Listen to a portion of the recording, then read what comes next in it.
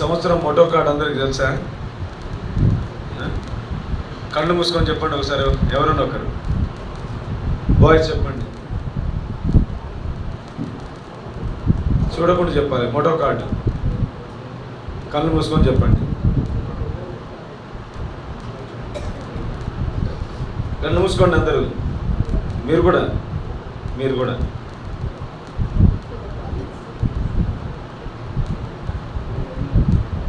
మీరు చెప్తారా? ఇది అయిపోయింది. మీరు చెప్తారంటే కళ్ళు తీర్చారిందమ్మా.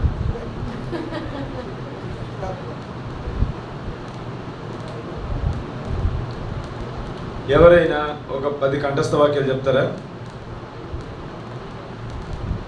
10 కంఠస్థ వాక్యాలు. మీరు చెప్పలేదనుకో, నేను చెప్తా, నాకు గిఫ్ట్ ఇవ్వాల్సి వస్తుంది.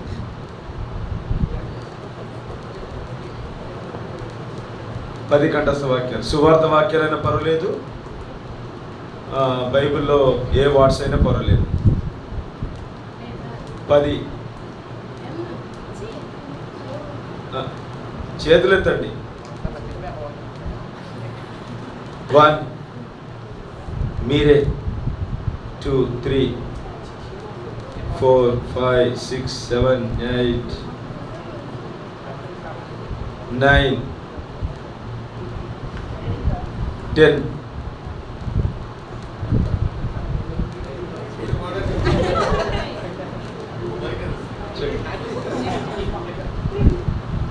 చెప్పండి, లేచి నిలబడి చెప్పు.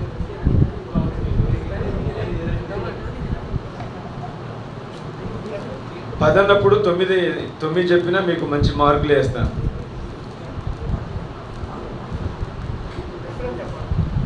రెఫరెన్స్లా నీకు తెలిసినవి చెప్పు, తెలియని ఊరికే వాక్యాలు చెప్పేసి. లేచి చెప్పు.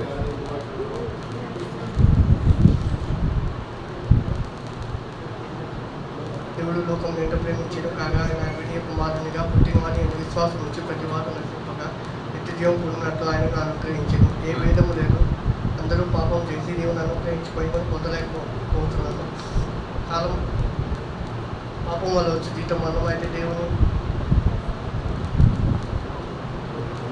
మన ప్రభు తీసుకున్నాడు నిత్య జీవం.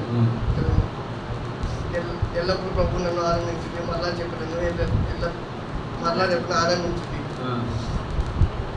అయితే ఆత్మఫలమేమనగా ప్రేమ, సంతోషము, సమాధానము, దీర్ఘశాంతము, దయాళుత్వము, మంచితనము, విశ్వాసము, సాత్వికము, ఆశానిగ్రహము. చెప్పను, నేనే మార్గము, సత్యము, జీవము, నా ద్వారా తప్ప ఎవరు తండ్రి వద్దకు రారు. ఎన్ని వచ్చినాయి?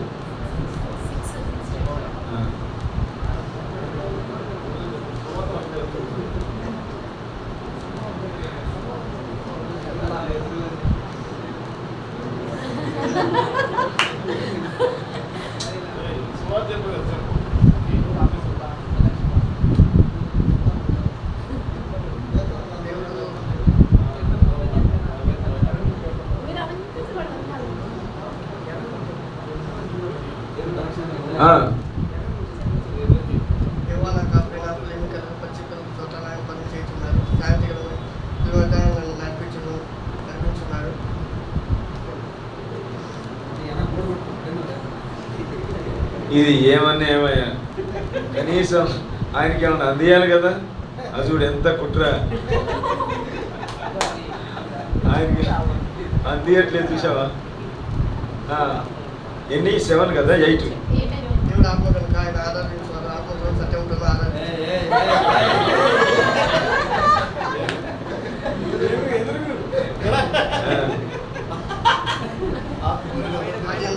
వాక్యం దేవుని వాక్యమే దేవుడే ఉన్నాను.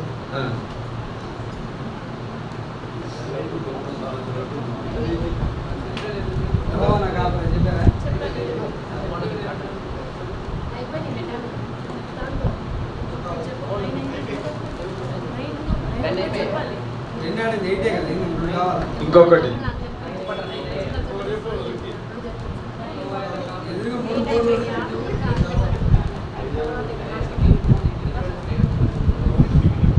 ఓకే, మీకు మళ్ళీసారి ఛాన్స్ ఇస్తున్నా, చెప్తారా? నిజమైన స్నేహితులను ప్రేమించడం నా దుర్దశలో నేను సహోదరుగా ఉన్నాను. ఎంత? సామెతలు ఆ, 17. 17, 17 రైట్. Right, next.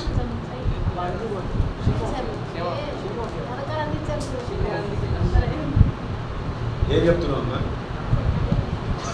ఎవరు వరుసగా? మోసపోకండి, దేవుడు వెక్కిరింపబడడు, మనుషులు ఏమీ వింటున్నారు. గట్టిగా పెట్టు, మాకు వినిపిలా. సౌండ్ పెట్టాలి, సౌండ్ తక్కువ ఉంది. అసలైన సౌండ్ తక్కువ ఉంది, సౌండ్ పెంచాలి. అంతేనా? ఇంట్లో మాత్రం చాలా పెద్ద సౌండ్ వస్తుంది, ఏడ మాత్రం పెద్ద సౌండ్. ఓకే ఓకే, చెప్పమ్మా. చెప్పు. మోసపోకడి, దేవుడు వెక్కిరింపబడడు, మనుషుడు ఏమి విందునో ఆ పంటనే కోయును. రెఫరెన్స్ చెప్పు. గలతి గలతీ 5.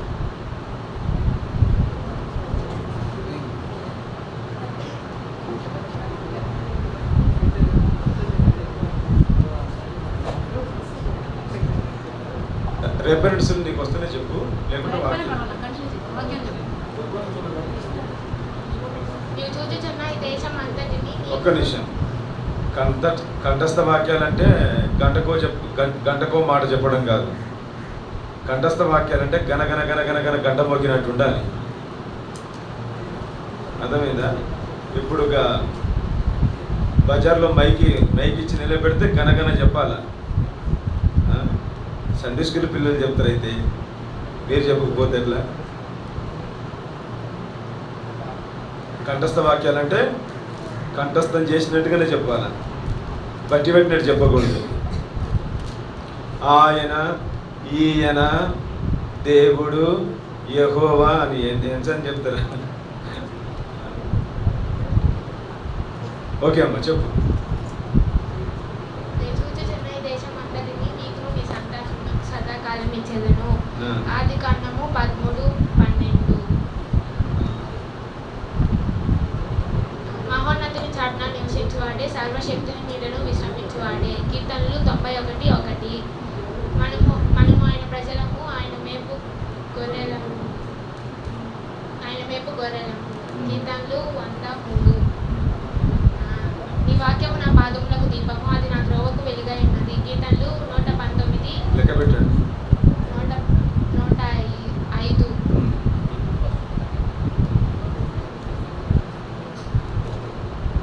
దుష్టుల ఆలోచన చొప్పున నడవక, పాపుల మార్గం నిలువక, అపహాసకులు కూర్చున్న చోటు కూర్చొనక, యెహోవా ధర్మశాస్త్రం నందు ఆనందించు దీవారాత్రులు దాన్ని ధ్యానించేవాడు ధన్యుడు. కీర్తనలు 1:1-2-3. అయితే ఆత్మఫలం ఏమనగా ప్రేమ, సంతోషం, సమాధానం, దీర్ఘశాంతం, దయాళుత్వం, మంచిదనం, విశ్వాసం, సాత్వికం, ఆశా నిగ్రహం. గలతీ 5:22.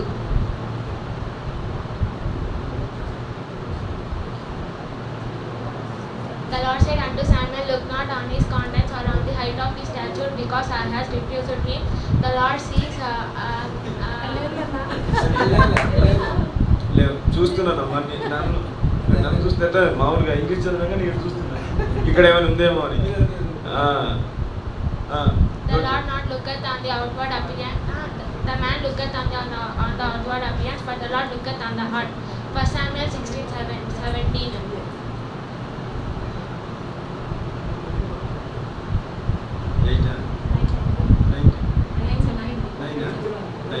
ఇంకొకటి.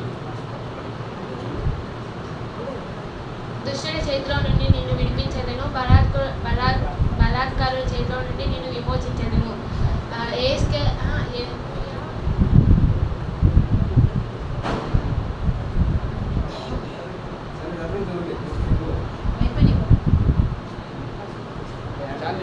Okay, god bless you. Okay, బాగా చెప్పారు. అయితే కంఠస్థ వాక్యాలు ఎలా ఉండాలంటే గనగన గంట మోగినట్టు ఉండాలి.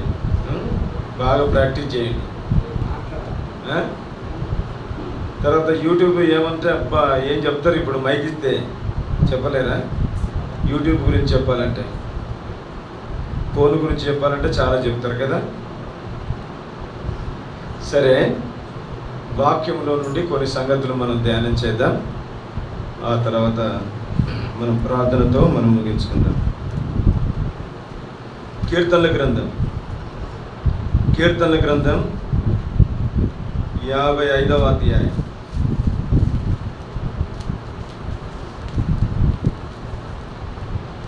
యాభై 22వ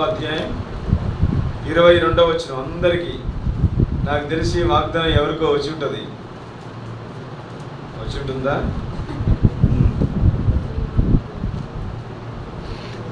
అందరం కలిసి చదువుకుందాం. 22వ వచనం.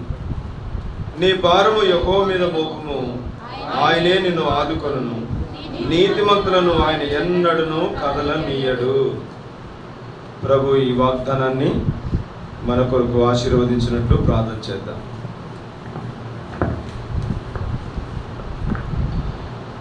ప్రియమైన తండ్రి, పరిశుద్ధమైన దేవ, జీవం కలిగిన మా తండ్రి, మీకు స్తోత్రములు చెల్లిస్తుంటున్నాం. ఉదయకాలం మీ బల్ల చుట్టూ చేరి ఆత్మతో సత్యంతో ఆరాధించుట్లో సహాయపడుతూ వచ్చారు. తిరిగి ప్రభువా, యవనస్తుల కూడికను మీరు మాకు అనుగ్రహించారు. ఇంతవరకు పాటలు పాడుకోవడానికి, కొంత క్విజ్ కలిగి ఉండటానికి ఇచ్చిన కృపను బట్టి స్తోత్రాలు. మా ప్రియమైన తండ్రి, నీ వాక్యం దగ్గరికి వస్తుంటున్నాం. కీర్తనలు 55, 22వ వచనం ద్వారా మీరు మాతో మాట్లాడండి. మీ దయగలిగిన స్థలకు అప్పగించుకుంటూ వందనములు చెల్లిస్తాం. యేసు క్రీస్తు నామంలో ప్రార్థించి అడిగి వేడుకుంటున్నాం తండ్రి, ఆమేన్.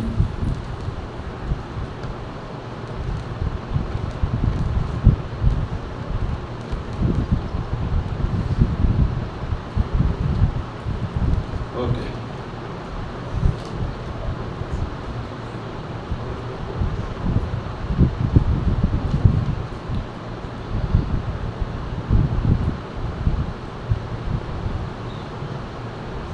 క్రొత్త నిబంధన, పాత నిబంధన మీ అందరికీ తెలుసా? మిమ్మల్ని ఒకటి అడుగుతాను, మీరు ఒకటి చెప్పండి. క్రొత్త నిబంధనలో ఎన్ని అధ్యాయాలు? సహోదరులు చెప్పండి. 20 కరెక్టేనా?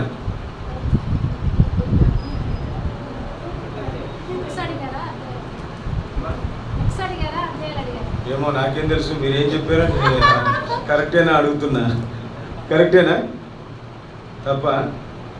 తప్పంట. మీరు ఒప్పు చెప్పండి. 27 కరెక్టే.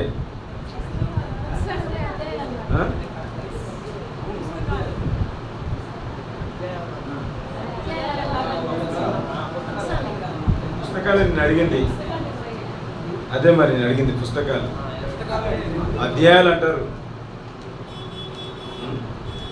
తర్వాత పాత నిబంధనలో ఎన్ని పుస్తకాలు? ఎన్ని?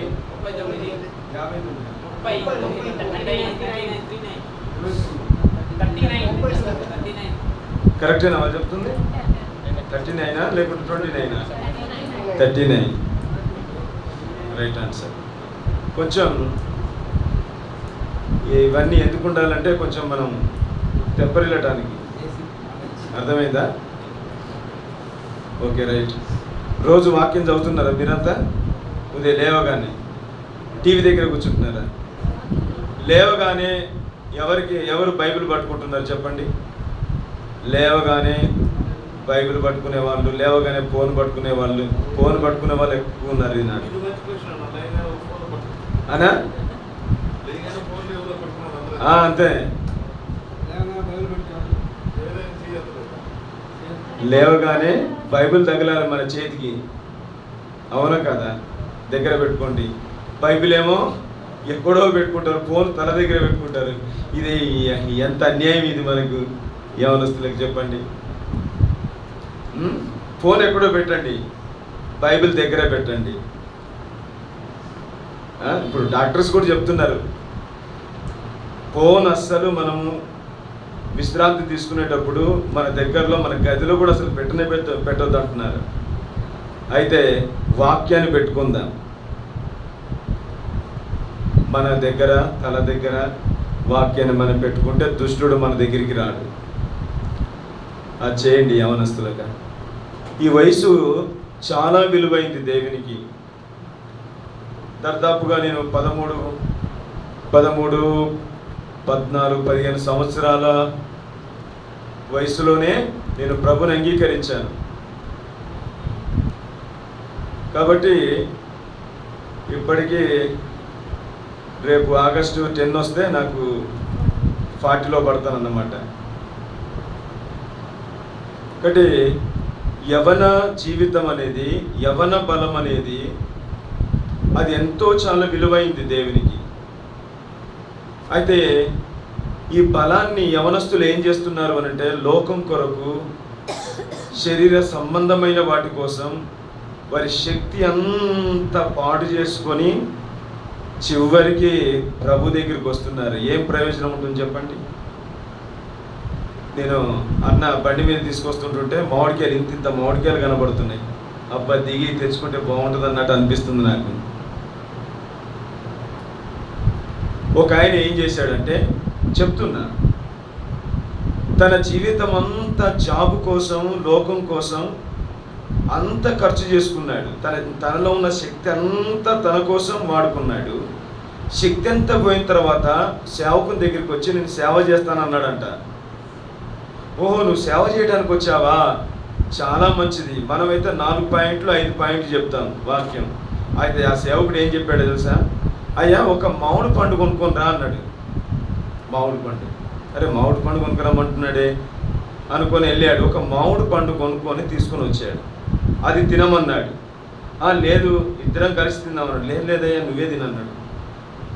ఎవరు? సేవకుడు అతన్ని తినమన్నాడు అన్నమాట.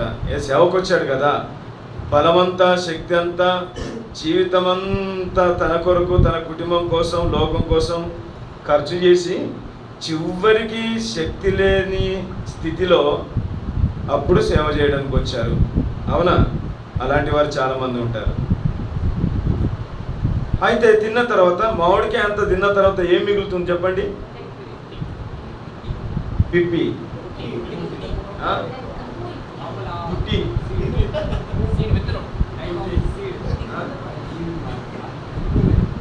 కొంచెం గట్టిగా చెప్పండి, మీరు చెప్పండి. విత్తనం మిగులుతుంది. కరెక్టే. మీరు ఇంతకుముందు అన్నారులేండి, విత్తనం. చివరికి ఏమి విత్తనం మిగులుతుంది కదా. కాబట్టి అంత తినేసిన తర్వాత ఆ విత్తనంను చూపించాడు. అయ్యా అంత తినేసాను, విత్తనం మిగిలిన, విత్తనం కూడా తినన్నాడు. విత్తనం కూడా తిను అని అన్నాడు. అయ్యా, విత్తనం ఎట్లా తింటాం? విత్తనం తినలేం కదా. అవునయ్యా, విత్తనము తిననప్పుడు, విత్తనం మనకు ప్రయోజనం లేనప్పుడు, తినడానికి ఉపయోగకరం లేని ఆ విత్తనం ఎలా తీసుకొని పడేస్తామో నీ జీవితం కూడా అలాగైపోయింది. విత్తనం వల్ల అయిపోయింది, ఖాళీ అయిపోయింది. ఇక దేవుని కొరకు నువ్వేం సేవ చేస్తావు? నీ శక్తి, నీ బలము, నీ ఆరోగ్యం అంతా లోకం కొరకు వినియోగిస్తేవి. తర్వాత నువ్వు ఒక విత్తనం వలె ఖాళీగా చేయబడి ఒక విత్తనం వలె వచ్చావు. ఇప్పుడు ఏం సేవ చేస్తావు? నీకు శక్తి లేదు, బలం లేదు, ఆరోగ్యం లేదు, ఏం సేవ చేస్తావు నువ్వు అని అంటున్నాడంట. ఈనాడు చాలామంది అంతే. కాబట్టి ఈనాడు చాలామంది యవనస్తులు కూడా అలాగే ఉన్నారు. లోకం కోసం ఇంకేదో ఏదో ఏదో ఇంకా అనుభవించాలి, ఇంకేదో చేయాలి, ఏదో చేయాలి అని అని అని అని చివరికి వాళ్ళ శక్తి బలవంతా పోగొట్టుకున్న తర్వాత అప్పుడు ప్రభు కావాలా, అప్పుడు ప్రభు సేవ చేస్తానంటారు. కాబట్టి అసలు గవర్నమెంట్కే పనికిరావు, దేవునికి ఎట్లా పనికి వస్తావు నువ్వు చెప్పు? ఒక మాటలో చెప్పండి. గవర్నమెంట్కే పనికి రాకపోతేవి దేవునికి ఎట్లా పనికి వస్తాం మనం చెప్పండి? ఒకసారి ఆలోచన చేయాలి. అందుకనే యవనస్తులు, యవన బలము, యవన ఆరోగ్యం అనేది దేవునికి ఎంతో ప్రీతి కలిగింది. అందుకనే మనం ఎక్కడ కూడా నష్టం చేయొద్దు.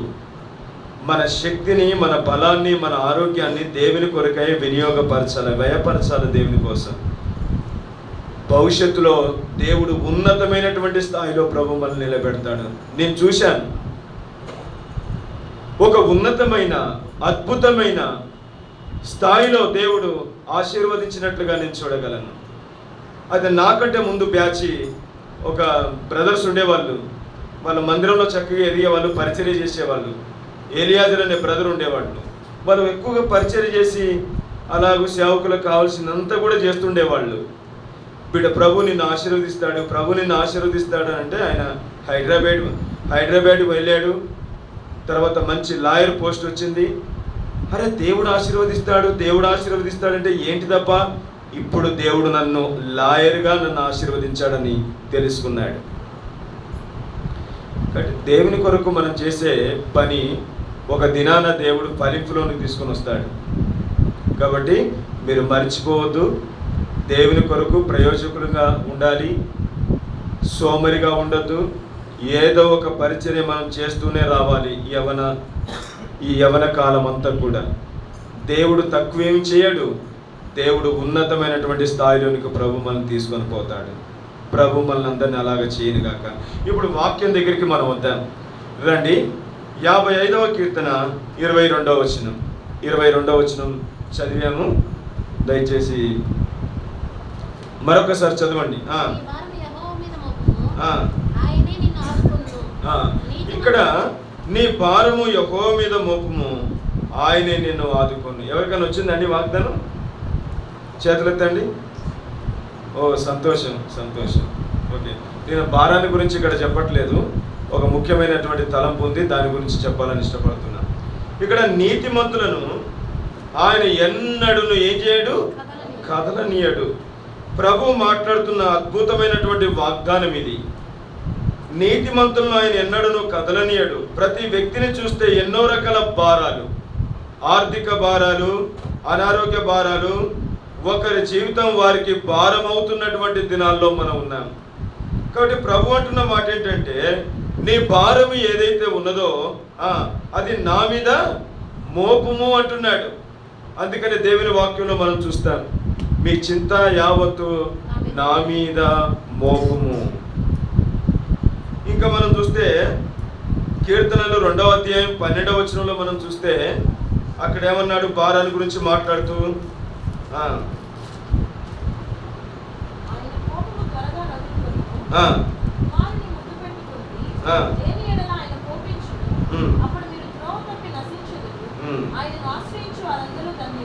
కాబట్టి ఆయన ఆశ్రయించి వారందరూ కూడా ధన్యులు. ఇక్కడ భారాల గురించి నేను చెప్పడం లేదు, కానీ ఈనాడు మన భారాలు ఏదైనా, చాలామందికి ఉద్యోగ భారం, భవిష్యత్తును కూర్చున్నటువంటి భారం చాలామందికి ఉంటుంది. అయితే మన భారం మన మీదనే మోపుకొని చాలాసార్లు ఏం చేస్తామంటే బాధపడుతూ ఉంటుంటాం.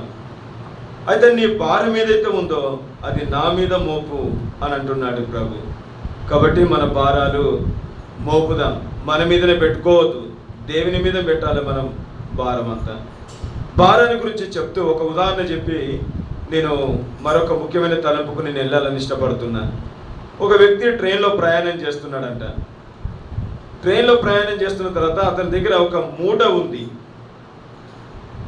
అయితే టికెట్ తీసుకున్నాడు, ట్రైన్ ఎక్కాడు. మరి ట్రైన్ ఎక్కిన తర్వాత తన తల మీద ఆ మూట అలాగనే పెట్టుకున్నాడంట. ఎవరో తెలియగలిగిన చూసి, ఏమయ్యా నిన్ను మోస్తుంది ట్రైనే, నీ మూటను కూడా మోస్తుంది ట్రైనే, ఆ మూట తీసి కాస్త కింద పెట్టరాదు అని అడిగారంట. అంటే చాలాసార్లు మన భారం మన మీదనే పెట్టుకొని మనం చాలా ఆయాసం పడుతుంటాం, బాధ ఇబ్బందులు పడుతూ ఉంటుంటాం. కాబట్టి దేవుని ప్రజలమైనటువంటి మనందరికి కూడా మన భారము దేవుని మీద మోపుదా. ఇప్పుడు రండి 22వ వచనం చదవండి, మళ్ళీ 22వ వచనం.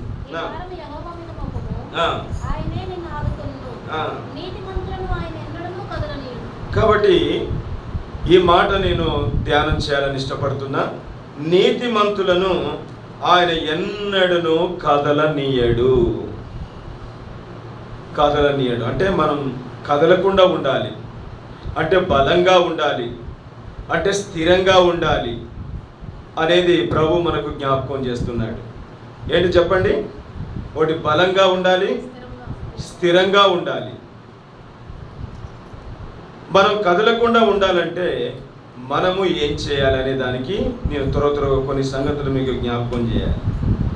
ఈ అపవాది సాతానుడు అనేది ఏం చేస్తున్నాడు అనంటే, మరి అనేకులను కదిలిస్తున్నాడు, సంఘాలను కదిలిస్తున్నాడు, తర్వాత అనమంగలిగిన సేవకులను కదిలింపబడేటువంటి పరిస్థితులు, సహవాసం కదిలించబడేటువంటి పరిస్థితులు, ఇవన్నీ మనకు అర్థమవుతున్నాయి. అయితే దేవుడు మనకిస్తున్న వాగ్దానం ఏంటంటే, మన స్థిరంగా బలంగా ఉండాలంటే మనం ఏం చేయాలి, అసలు ఏం చేద్దాం అనేది మనం దేవుని వాక్యంలో కొన్ని సంగతులు భాగాలు మనం చూద్దాం. దయచేసి 116వ కీర్తన లేకుంటే 146వ కీర్తన 146వ కీర్తన 146వ కీర్తన 5వ వచనం చదవండి ఎవరైనా.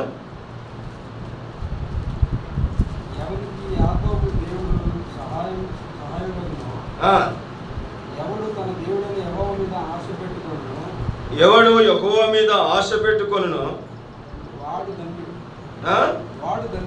కాబట్టి ఇక్కడ ఆయన మీద ఆశ పెట్టుకొనును వాడు ధన్యుడు అనే మాట ఇక్కడ మనకు అర్థమవుతుంది. ఇక్కడ ఎవరండి?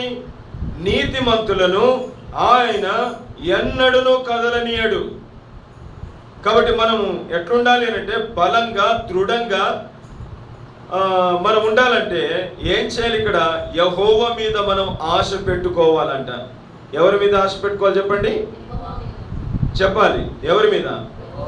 యెహోవా మీద మనం ఆశ పెట్టుకోవాలి. ఇంకా దేవుని వాక్యంలో చూస్తే ఈనాడు ఆశ అనేది దేని మీదనో ఉంటుంది. ఈనాడు ఆశ, ఈనాడు దేవుని మీద ఆ ఆశ అనేది ఈనాడు ఉండటం లేదు యవనస్తుల జీవితాలలో. ఆశ చాలామంది డబ్బు మీద ఉంటుంది ఆశ, తర్వాత ఉద్యోగాల మీద ఆశ ఉంటుంది, చదువుల మీద ఆశ ఉంటుంది, తర్వాత మనం చూస్తే మనుషుల మీద ఆశ ఉంటుంది, నీ కోరికల మీద ఆశ ఉంటుంది. ఒకటి ఇంకా ఇంకా ఇంకా వారు మంచి బండి కొనుక్కుంటే మనం కూడా కొనుక్కోవాలని, ఎవరైనా మంచి కారు కనబడితే మనం కూడా ఎన్నో ఆశలు. ఈనాడు తుచ్చమైన వాటి మీద ఆశ ఉంది, కానీ దేవుని విషయంలో అట్టి ఆశ అట్టి ఆసక్తి ఈనాడు కనబడటం లేదు ఈనాడు. అందుకని ఆత్మీయంగా ఎదగలేకపోతున్నాం. సంఘాల్లో మన పిల్లలు మూల కంబముల వలె ఉండట్లేదు ఈనాడు. సూచనలుగా మహత్కార్యాలు చేసేటువంటి అట్టి వారుగా అట్టి యవనస్తులుగా ఉండాలని దేవుడు కోరుతున్నాడు ఈ మధ్యాహ్న కాల సమయంలో. దయచేసి అర్థం చేసుకుందాం. మన ఆశ దేని మీద ఉండాలి అని అంటే దేవుని మీద మన ఆశ ఉండాలి, కానీ శరీర సంబంధమైన వాటి మీద కాదు. 119వ కీర్తన 74వ వచనం 74వ వచనం చదవండి దయచేసి. 74వ వచనం. కాబట్టి రెండవదిగా మనం చూస్తే దేని మీద ఆశ పెట్టుకోవాలి చెప్పండి? వాక్యం అంటే మనకు ఆశ ఉండాలి. వాక్యం అనగానే ఆశ పుట్టుకొని రావాలి హృదయాల్లో నుంచి. ఈనాడు వాక్యం అంటే ఆశ పుట్టట్లేదు, కానీ ఇంకేమీ ఆశ చెప్పండి? అదే కాబట్టి ఈ వీటి మీద చాలా ఆశ మనం చూస్తుంటాం, లోక సంబంధమైనటువంటి ఆశలు.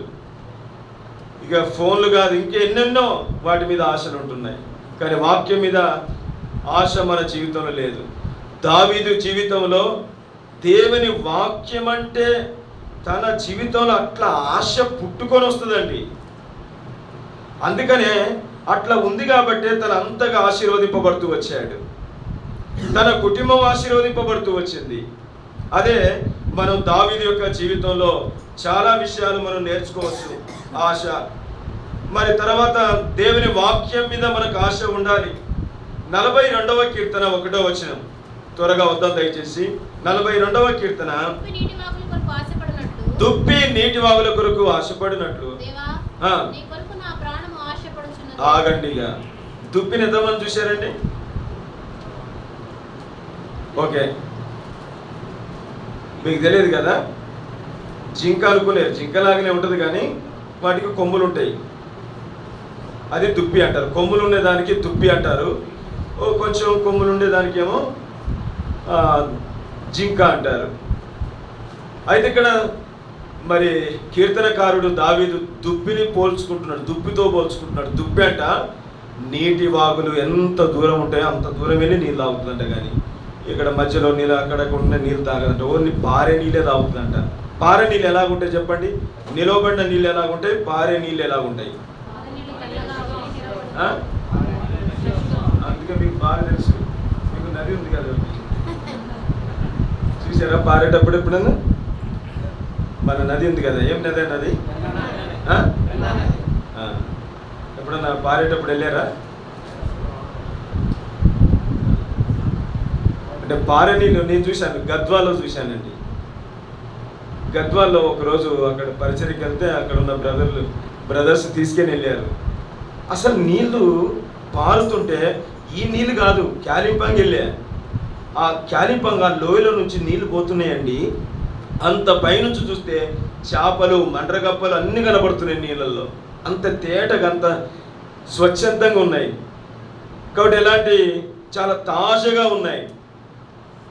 అంటే దుప్పి నీటి వాగుల కొరకు అంత దూరం పరిగెత్తి అలాంటి నీళ్లు తాగాలనేది ఆశ. ఎందుకండి దుప్పికి అంత ఆశ? ఎందుకండి చెప్పండి? నీళ్లు బాగా తాగాలని. ఎందుకు? జంతువు గురించి రాశాడంటే దాని గురించి ఏదో నేర్చుకోవాలి మనం, అర్థమైందా? 32వ కీర్తనకి వెళ్తే మీరు ఏమంటాడు? గుర్రములైనను కంచెర గాడిదలను పోలి ఉండకూడదు అని అన్నాడు. అర్థమైందా? అంటే గుర్రం స్వభావం ఏంటిది, గాడిద స్వభావం ఏంటిది, స్వభావాల గురించి మనకు అక్కడ అర్థం చేసుకుంటే మనకు అర్థమవుతుంది వాక్యం. గుర్రంకి ఏమో ఎక్కువ స్పీడ్ ఉంటుంది, స్పీడ్. గాడిద అంటే నిర్లక్ష్యమైన స్వభావం, ఎంత కొట్టినా ముందుకు కదలదు. అట్లా మనం ఆత్మీయంగా పోల్చుకోవచ్చు జంతువుల గురించి. ఇక్కడ దుప్పి గురించి మాట్లాడుతున్నాడంటే ఎందుకంటే దుప్పి నీటి వాగుల కొరకు ఆశపడుతుంది, పరిగెత్తుతుంది. అది ఎంత దూరమైనా సరే, ఎంత ఆశ తనలో ఉందో ఇక్కడ మనం అర్థం చేసుకోవాలి. ఒకటి, ఎందుకు నీటి వాగుల కొరకు ఆశపడుతుంది? నీళ్లు బాగా తాగాలి, నెంబర్ 1.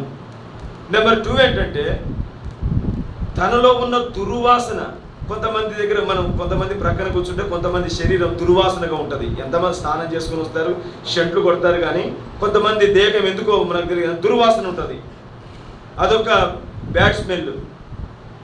అయితే ఈ దుప్పి తనలో ఉన్న దుర్వాసన పోగొట్టుకోవడానికి ఆశతో అంత దూరం వెళ్ళి నీళ్ళు తాగాలనేటువంటి తపన, ఆశ తనకుంటుంది. ఎందుకు? 3వది, తనలో ఉన్న దుర్వాసన పోతే ఈ మృగ జంతువులు వాటిని వేటాడడానికి పలాని స్థలంలో తిరుగుతుంది, పలాని స్థలంలో ఉంది. ఆ వాసనకు ఈ మృగ జంతువులు ఏం చేస్తాయంటే వాటి వాసన పీల్చుకొని వచ్చి వేటాడి వాటిని చంపేస్తాయి అన్నమాట.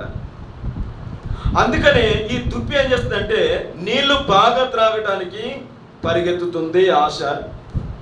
ఆ నీళ్లు బాగా తాగడం ద్వారా తనలో ఉన్న దుర్వాసన పోతుంది. ఇప్పుడు డాక్టర్స్ కూడా చెప్తున్నారండి మనకు. ఏం చెప్తున్నారు చెప్పండి? నీళ్లు బాగా తాగండి, పొద్దున్నే ఉదయమే లేచి పెద్ద చెమ్మడు గ్లాసు నీళ్ళు తాగండి అని చెప్తున్నారు. ఎందుకు? అన్నిటికీ మంచిది. అయితే తనలో ఉన్న దుర్వాసన పోగొట్టుకోవడానికి, తర్వాత మృగ జంతువులకు దొరకకుండా తను కాపాడబడటానికి. ఇది చాలా ఈ పదాలు మనం నేర్చుకోవాలి దయచేసి. తనకు తాను ఎంత ఆశ ఉంది చెప్పండి? తను కాపాడుకోవడానికి. తర్వాత మృగ జంతువులకు చెప్పండి దొరకకుండా నీళ్లు త్రాగటానికి, తనలో ఉన్న దుర్వాసన పోగొట్టుకోవడానికి మరి నీటి వాగుల కొరకు ఆశపడుతున్నటువంటి దుప్పి. కాబట్టి మనలో ఉన్న దుర్వాసన పోవాలి. మరి మన నీళ్ళు ఏంటండి యవనస్తులారా చెప్పండి? మరి మనలో దుర్వాసన లేదా? అపవాది సాతానుడు మళ్ళీ ఎట్లా మృంగాలను చూస్తున్నాడు, ఉందా వాక్యం? వాడు మృంగాలను చూస్తున్నప్పుడు మనం ఎలా ఉండాలి చెప్పండి? ఒక దుప్పే మృగ జంతువులను తప్పించుకోవడానికే అన్ని నీళ్లు తాగి తన దుర్వాసన నన్ను గుర్తుపట్టుకోకుండా, నా వాసన వాటికి తెలియకుండా జీవించాలనేదే అంత తపన, అంత ఆశ ఉంటే ఈనాడు మనకెంత ఉండాలి చెప్పండి? వాక్యము మనం ఎంతగా చదువుతామో, దేవుని వాక్యం ఎంతగా మనం త్రాగుతామో, మనలో ఉన్న దుర్వాసన పోతుంది. మనము అపవాదికి సాతానుకి ఏం చేయము, దొరకం.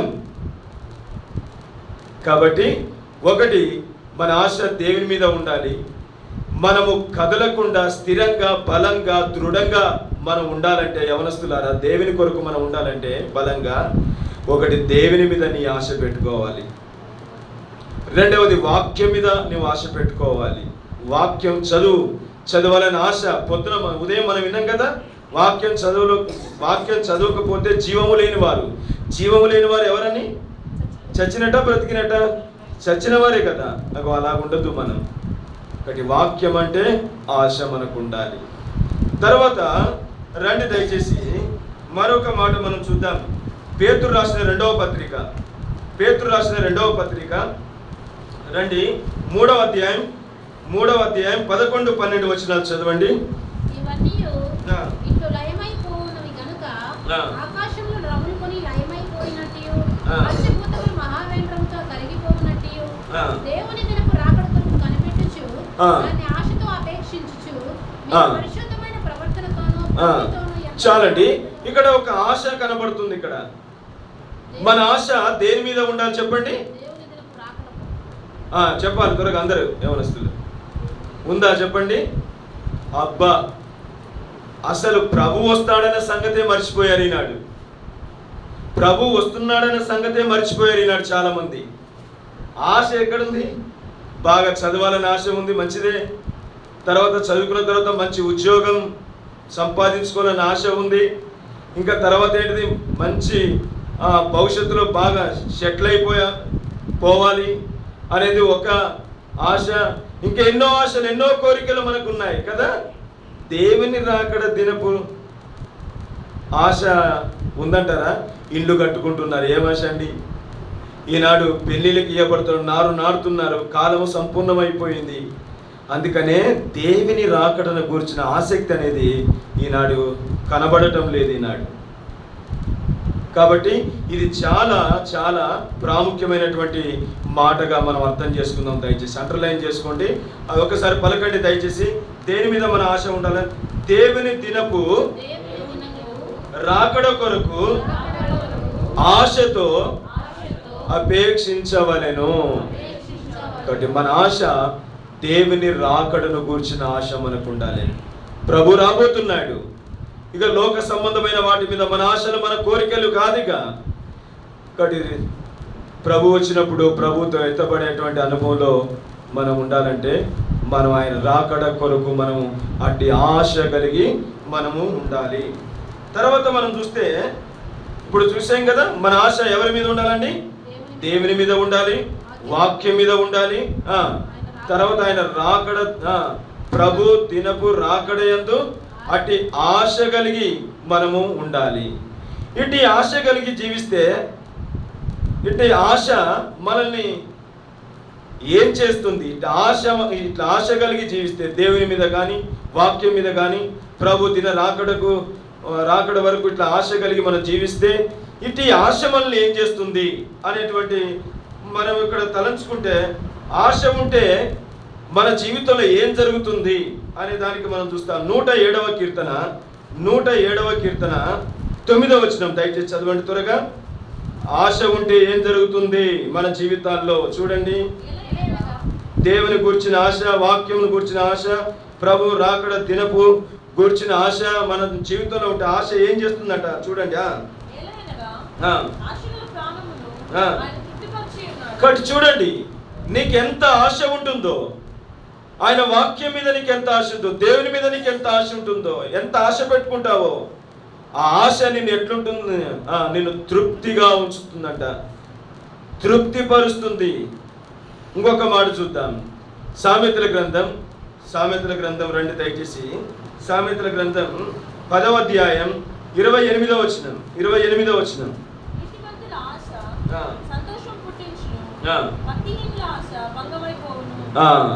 ఇక్కడ ఆశ ఏమిస్తుందంటండి? సంతోషాన్ని ఇస్తుంది. చూసారా?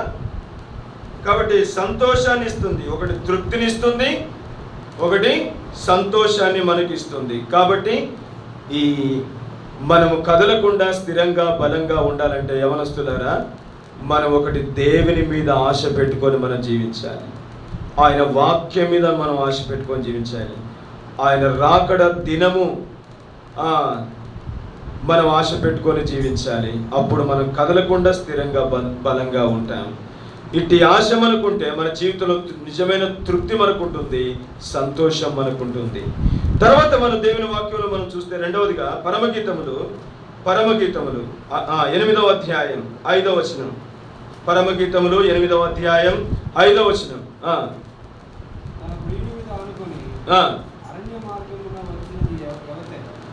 ఇక్కడ ఆయన మీద ఆనుకోవటం.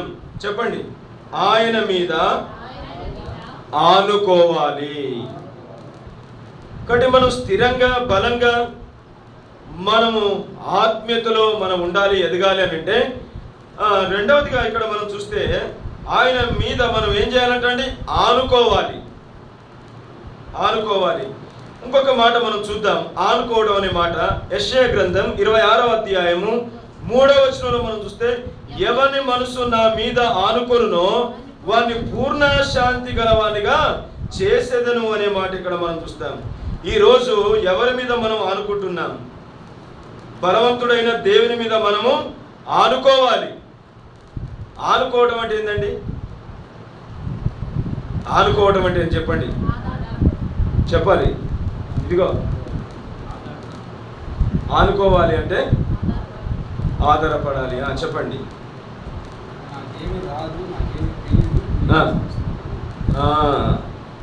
నాకు ఏమి రాదు, నాకు ఏమి తెలియదు, నీవే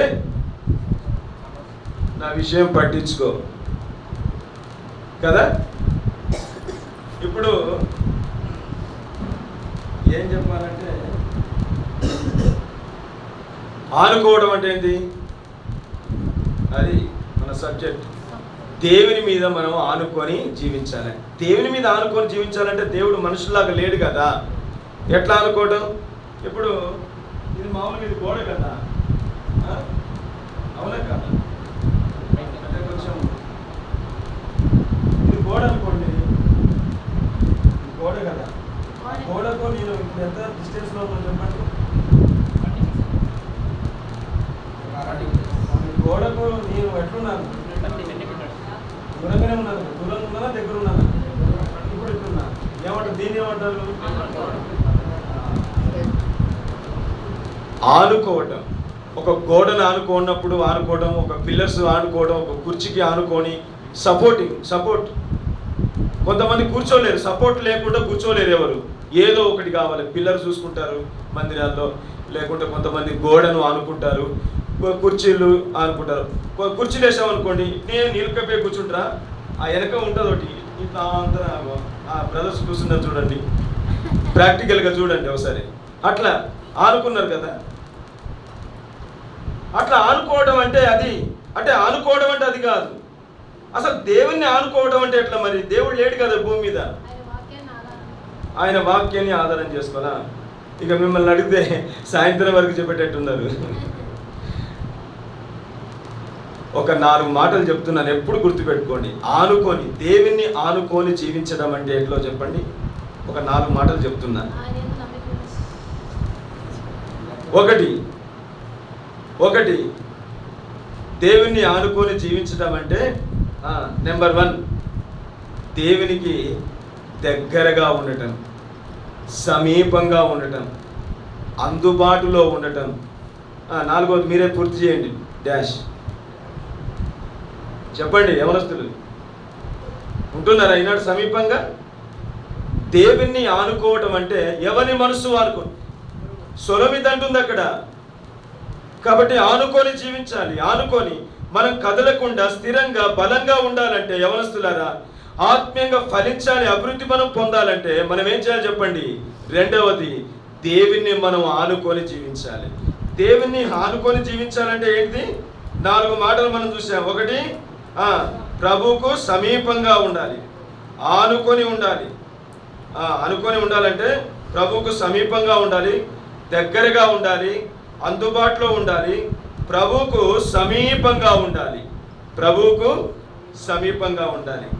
నిర్గమకాండంలో 3వ అధ్యాయం 4వ వచనంలో మోషే సమీపంగా ఉన్నాడు, సమీపంగా వెళ్ళాడు దేవుని దగ్గరికి, సినాయి పర్వతం మీదకి.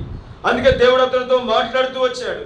ఇశ్రాయేలు ప్రజల గురించి 10 ఆజ్ఞలు దేవుడు మోషేకు అనుగ్రహిస్తూ వచ్చాడు. కాబట్టి మోషే ఇశ్రాయేలు నడిపించే గొప్ప నాయకుడు అవటానికి గల కారణం దేవునికి సమీపంగా అందుబాటులో వారు ఉన్నారు, దగ్గరగా ఉన్నారు. ప్రభువుకు వారు సమీపంగా ఉన్నట్లుగా మనం చూస్తాం. ఇంకెంతో మంది యెషయా గ్రంథం 6వ అధ్యాయం 8వ వచనంలో ఆ మాట మనం చూస్తాం. అపోస్తుల కార్యంలో 8వ అధ్యాయంలో ఫిలిప్పును ఆ రథం దగ్గరికి పరిగెత్తి వెళ్ళమంటాడు. సమీపించారు, ఒక ఆత్మను రక్షించగలుగుతూ వచ్చారు. కాబట్టి యవనస్తులమైన మనం దేవుణ్ణి ఆనుకొని జీవిద్దాం. నీ లైఫ్, నీ భవిష్యత్తు ఏదో అవుతుంది అనుకోబోకు. దేవుణ్ణి ఆనుకొని జీవిస్తే, దేవునికి దగ్గరగా, ప్రభువుకు సమీపంగా అందుబాటులో నువ్వు ఉంటే, కాబట్టి నీవే దేవుని చేత ఒక ఉన్నతమైనటువంటి స్థాయిలో నీకు దేవుడిని హెచ్చిస్తాడు, ఒక ఉన్నతమైన స్థాయిలో నిలవబెడతాడు. యవనస్తుడా, దేవుణ్ణి ఆనుకుందాం, దేవునికి దగ్గరగా అవుదాం, సమీపంగా ఉందాం, ఆయన ఆనుకొని జీవిద్దాం. దేవుని ప్రజలతో, దేవుని మందిరంలో అందరితో కలిసి మెలిసి ప్రభుని ఆరాధించేటువంటి అనుభవం మన జీవితంలో మనం కలిగి ఉందాం. ఇది మన జీవితంలో ఆనుకొని ఉండటం అంటే. కాబట్టి మనం స్థిరంగా బలంగా ఉండాలంటే 3వది మనం ఏం చేద్దాం? దయచేసి రండి, కీర్తనలు 3వ అధ్యాయం 5వ వచనం రండి.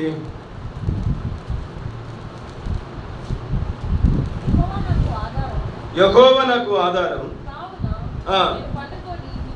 చాలండి. ఇక్కడ 3వదిగా మనం చూస్తే, మనం స్థిరంగా బలంగా ఉండాలంటే ఆయన మీద మనం ఆధారపడాలి, దేవుని ఆధారం చేసుకోవాలి. ఆధారపడే జీవితం, దేవుని మీద ఆధారపడడం నేర్చుకుంటే మనుషుల మీద మనం ఆధారపడం. కాబట్టి దేవుని వాక్యంలో మనం చూస్తాం, యెహోవాను ఆశ్రయించు వారికి ఏ మేలు కొదువై ఉండదు. దేవుని ఆధారం చేసుకుంటే ఏ మేలు కొదువై ఉండదు మన జీవితాల్లో. కాబట్టి 3వ తలంపుగా ఇక్కడ మనం తలంచుకోవాల్సినటువంటి మాట, దేవుణ్ణి నీ యవన జీవితంలో, నీ యవన భవిష్యత్తులో దేవుణ్ణి ఆధారం చేసుకొని జీవించు. నీకు ఏ మేలు కొలువ చేయడు ఆయన? చేస్తాడు చెప్పండి? చేయడు. కాబట్టి నీతిమంతులు ఆయన ఎన్నడూ కదలనీయడు. మనం కదలకుండా స్థిరంగా బలంగా ఉండాలంటే 3వది దేవుణ్ణి ఆధారం చేసుకొని జీవించాలి, బ్రతకాలి. ఇంకా 4వ మాట కొద్దాం దయచేసి రండి. హెబ్రీయులకు రాసిన పత్రిక 3వ అధ్యాయం 6వ వచనం. హెబ్రీయులకు రాసిన పత్రిక 3వ అధ్యాయం 6వ వచనం. 3వ అధ్యాయం 6వ వచనం.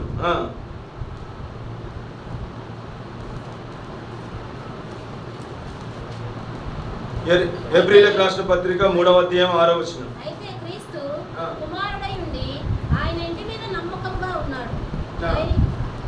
ధైర్యమును నిరీక్షణ వలన ఉత్సాహమును తుదపట్టుకు స్థిరముగా చేపట్టిన యెడల మనమే ఆయన ఇల్లు. ఇక్కడ ఆయన మీద ఏముంచాలంటే నమ్మిక ఉంచు. ఆయన మీద నమ్మిక, విశ్వాసం. ఇక్కడ మరొక మాట, ఈ లోకంలో మనం చూస్తే ఎవరు నమ్మదగిన వారు కాదు, దేవుడు ఒక్కడే మనకు నమ్మదగినటువంటి దేవుడు. 37వ కీర్తన 5వ వచనంలో మనం చూస్తాం కదా. కీర్తనలు 37 5వ వచనంలో మనం చూస్తాం. దయచేసి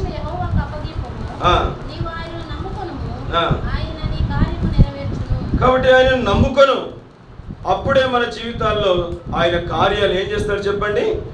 సఫలం చేస్తాడు, నెరవేరుస్తాడు. ఒకటి, ఆయనను నమ్ముకోవాలి. ఆయన నమ్ముకోవాల్సినటువంటి సమయం ఏదో పెద్ద వయసు వచ్చినప్పుడో, ఏదో ఉద్యోగం వచ్చినప్పుడో, వివాహం అయినప్పుడో అది కాదు, ఇప్పుడే మనం నమ్ముకోవాలి. 4వదిగా మనం చూస్తే, ఆయన నమ్ముకొని వాడు ఎట్టుంటాడు చెప్పండి? కదలడు, స్థిరంగా బలంగా ఉంటాడు, దృఢంగా ఉంటాడు. అయితే దేవుని ప్రజలమైన యవనస్తులమైనటువంటి మనం ప్రభు దృష్టిలో ఇలాంటి వారంగా ఉండాలని ప్రభు మనకు జ్ఞాపకం చేస్తున్నాడు. 5వ మాటకు వద్దాం, దయచేసి 5వ మాటకు వద్దాం. 1 తిమోతి 5వ అధ్యాయం 5వ వచనం. 1 తిమోతి 5వ అధ్యాయం 5వ వచనం. 5వ వచనం చదవండి.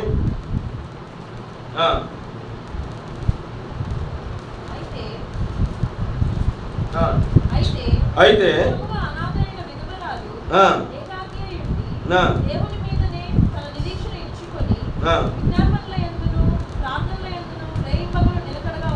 కాబట్టి ఇక్కడ మనం చూస్తే 5వదిగా ఆయన మీద ఏం పెట్టుకోవాలంటే నిరీక్షణ పెట్టుకో.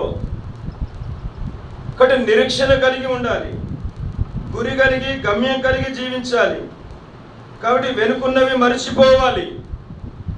అందుకనే పౌలు అంటాడు ఇక్కడ ఏంటంటే నిరీక్షణ పెట్టుకోవాలి. ఒక నిరీక్షణ, ఒక గోల్ లేదా ఒక గమ్యం, ఒక గురి కలిగి ఈ వయసులో దేవుని గురించి ఒక గురి కలిగి మనం జీవించాలి. ఒక గమ్యం కలిగి జీవించాలి, నిరీక్షణ కలిగి జీవించాలి. కాబట్టి మనం కదలకుండా స్థిరంగా బలంగా ఉండాలంటే యవనస్తులారా ఎట్లుండాలి చెప్పండి? ఎట్లుండాలి చెప్పండి? నిరీక్షణ మనం కలిగి ఉండాలి, గురి కలిగి ఉండాలి, గమ్యం కలిగి జీవించాలి. దీనికి ఒక ఉదాహరణని చెప్పాలని ఇష్టపడుతున్నా. గురి కలిగి గమ్యం కలిగి నిరీక్షణ కలిగి జీవించాలి. ఒక సైంటిస్ట్ అంట ట్రైన్లో ప్రయాణం చేస్తున్నాడంటండి. జాగ్రత్తగానండి. ట్రైన్లో ప్రయాణం చేస్తుంటుంటే టికెట్ తీసుకున్నాడు, ఎక్కాడు. టీసీ వచ్చాడు. సార్ టికెట్ ఏదన్నారు. ఆయన జోబులో వెతుకుతున్నాడు, టికెట్ కనబడలా. తర్వాత అన్ని తన దగ్గర ఉన్నటువంటి లగేజ్ అంతా కూడా అన్ని వస్తువులన్నీ తీసి పారేస్తున్నాడు. నా టికెట్ ఎక్కడ పోయింది? నేను తీసుకున్నాను కదా. టీసీ అంటారు, సార్ మీరు టికెట్ తీసుకొని ఉంటారు, అది ఎక్కడో ఉండుంటుంది లేండి, సరే మీరు పర్వాలేదు లేండి అని చెప్పానంట. మళ్ళీ టీసీ అందరినీ చెక్ చేసుకుంటూ వెళ్ళి మళ్ళీ రిటర్న్ అయ్యాడంట. రిటర్న్ వచ్చిన తర్వాత అన్ని తన సూట్ కేసులో ఉన్న అంత లగేజ్ అంతా బయట వేసాడంట. సార్ నేను చెప్పాను కదా మీరు టికెట్ తీసుకొని ఉంటారు, అది ఎక్కడో ఉంటుంది పొరపాటున అని అన్నట. ఆయన అన్నాడంట సైంటిస్ట్,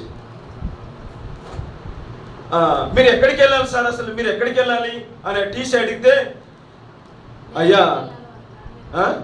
హైదరాబాద్.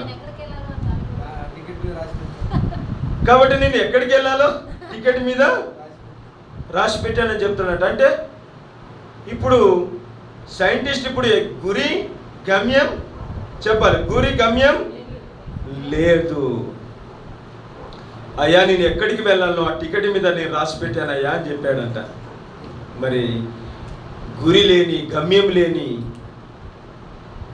ప్రయాణం చేస్తున్న ఒక సైంటిస్టు కదా. ఈనాడు మనం కూడా చాలామంది ఎట్లున్నారు అంటే గురి లేని జీవితాన్ని, ప్రయాణాన్ని, తర్వాత గమ్యం లేని ప్రయాణాన్ని, నిరీక్షణ లేని ప్రయాణాన్ని చేస్తున్నారు, అలాంటి జీవితాన్ని జీవిస్తున్నారు. అందుకనే యవనస్తులారా మనం కదలకుండా స్థిరంగా బలంగా దేవునిలో క్రీస్తులో బలవంతులంగా మనం ఉండాలంటే ఏం చేయాలి చెప్పండి? యెహోవా మీద మనం ఆశ పెట్టుకోవాలి, వాక్యం మీద ఆశ పెట్టుకోవాలి. ఆయన రాకడ దినము కొరకు ఆశ మనకు ఉండాలి. రెండవదండి దేని మీద ఆశ పెట్టుకోవాలి? ఆయనను మనం ఆనుకొని జీవించాలి. దేవిని మనం ఆనుకోవడం అంటే ఏంటి చెప్పండి 4 మాటలు.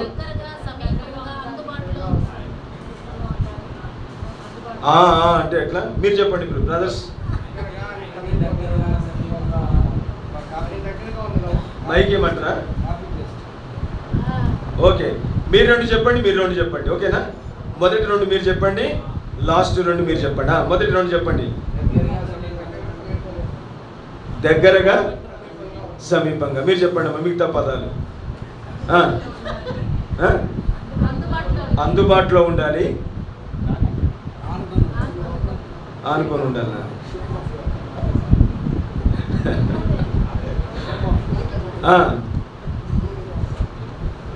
అయితే మీ 3 ఎక్కడికి వెళ్ళిపోయింది, నేను ముగించేస్తున్నా.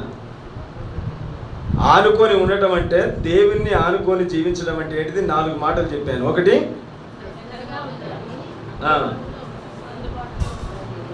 ఒకటి దగ్గర, రెండవది అందుబాటులో ఉండటం, మూడవది సమీపంగా ఉండటం. అంతేనా? సరేలే.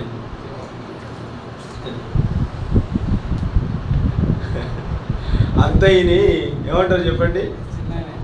అన్నారా లేదా? కాబట్టి ప్రభువుకు సమీపంగా, దగ్గరగా, అందుబాటులో సమీపంగా ఉండాలి. ఉన్నాయా? వచ్చినాయా?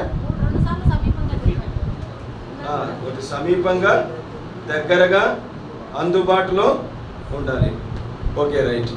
తర్వాత మూడవదిగా మనం చూస్తే ఆయన మీద మనం ఏం చేయాలి చెప్పండి? ఆధారపడాలి. మనం ఆయన మీద ఆధారపడాలి.